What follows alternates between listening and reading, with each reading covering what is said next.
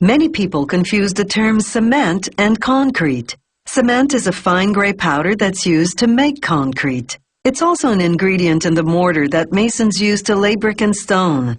Cement also goes into soil cement, a material that's used in paving roads, building dams, and lining reservoirs. The action begins at the limestone quarry. The limestone near the surface has a high content of the minerals silica, iron, and aluminum oxide. Deeper down, the limestone is more pure, containing less of those minerals and more calcium carbonate. The plant uses both types of rock, altering the proportions to make different types of cement. Workers drill holes in the rock wall in which they plant powerful explosives.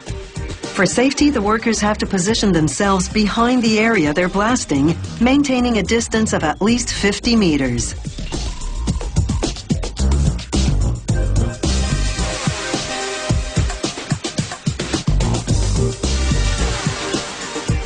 After the explosion, loaders move in. They transfer the limestone rocks to 50-ton capacity dump trucks. The trucks then haul their cargo to the cement plant nearby.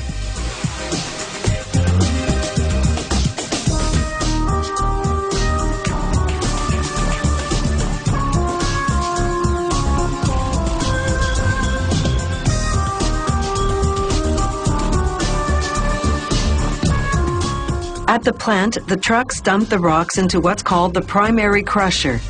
The rocks can be as big as a piano. The primary crusher reduces them to about the size of softballs. There's a constant spray of water to keep the dust from billowing up and settling on the chutes.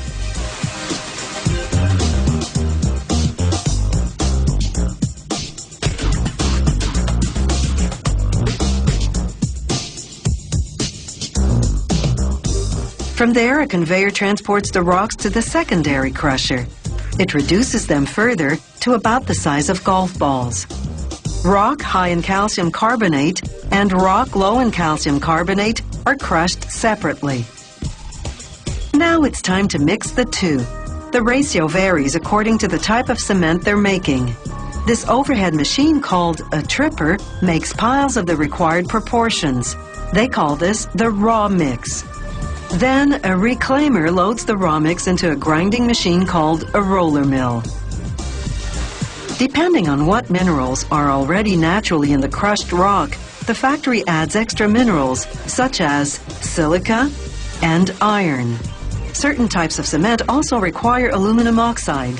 The roller mixes and grinds the ingredients uniformly, producing a dry rock powder called the raw meal.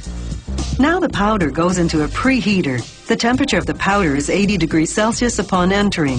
Within 40 seconds, it gets more than 10 times hotter.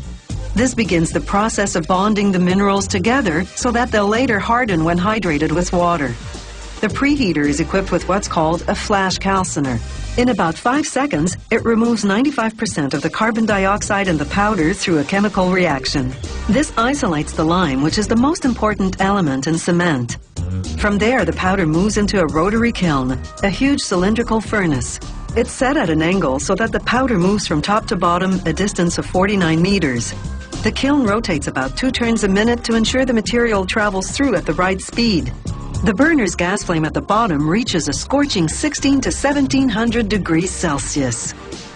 As the powder approaching it reaches the 1500 degree mark, it fuses into pieces about the size of marbles. These pieces are called clinker. As the clinker leaves the kiln, large fans cool it down to between 60 and 80 degrees Celsius. It's important to cool the clinker quickly in order to have quality cement. From here, the clinker goes to the storage area.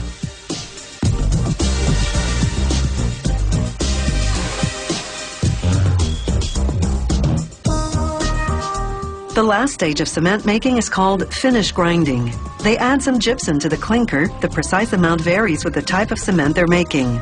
Gypsum delays the cement's setting time so that it can be worked for up to 2 hours before hardening. The cement mills are called ball mills because they contain metal balls, about 150 tons of them in the largest mill. As the mill rotates, the balls crush and grind the clinker and gypsum into a fine powder.